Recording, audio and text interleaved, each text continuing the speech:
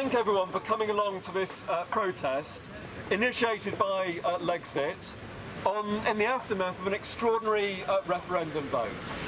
I want to start by just saying a few words about what this referendum means, because it is quite astonishing in this country to have a situation in which 75% of MPs, the three largest political parties in Parliament, almost every major capitalist firm and almost every major capitalist institution, ranging from the Bank of England to the IMF, calls for a Remain vote, and nonetheless 52% of people, 17 million people, vote for Britain to leave the EU. It's an extraordinary vote, and we have to ask ourselves what this means in British politics. It is not good enough for people to simply write this off as a racist vote. What's been happening in British society is far more complicated. That's not to downplay the fact that there is racism at work in British society, but we should recall that racism has come from year after year of scapegoating and abuse piled upon Muslims and migrants by the Tory party and other politicians and the press. Don't forget, it was David Cameron who within Parliament launched a brutal Islamophobic campaign to smear Sadiq Khan, the Labour candidate for London Mayor.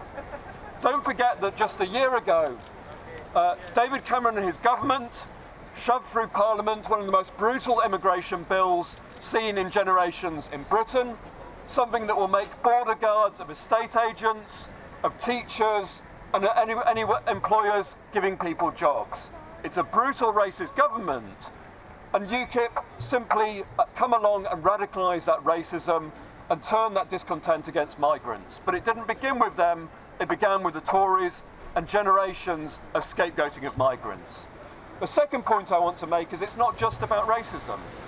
You see, if you look at the people who voted for exit, overwhelmingly they're working class people, manual working class people, the unskilled, the semi-skilled and skilled workers, all of whom voted in the majority to leave.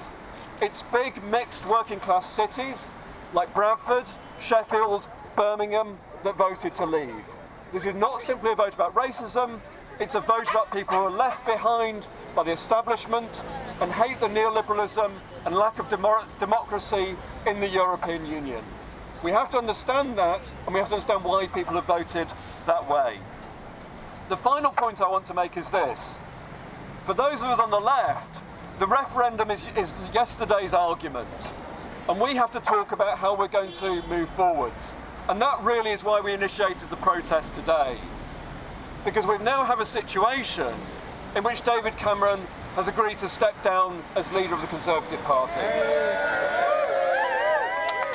And that's a wonderful thing, but I'm damned if I'm going to let another Tory take over as Prime Minister without subjecting it to a democratic vote in this country. And so one of the central things we're arguing for is a general election now to choose our government, rather than having a government foisted on us by a vote of the Conservative Party. And in that election, I very much hope that Jeremy Corbyn stands for election as leader of the Labour Party. It's very, very sad to see that some knives are out for Corbyn at the moment in his own party, including from Margaret Hodge, someone who says that Corbyn should go for not being enthusiastic enough about the European Union, someone who couldn't even win the vote in her own constituency for the Stay campaign. It's an absolutely ridiculous situation. We should rally around Corbyn at this moment.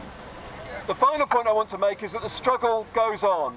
We were always clear in this referendum campaign that whichever way the vote went, there would continue to be a battle over racism and austerity. And I hope in the weeks to come, we will use the opportunities thrown up by this crisis for the establishment to fight against racism, to fight against austerity, and to fight for a new election. Thank you very much.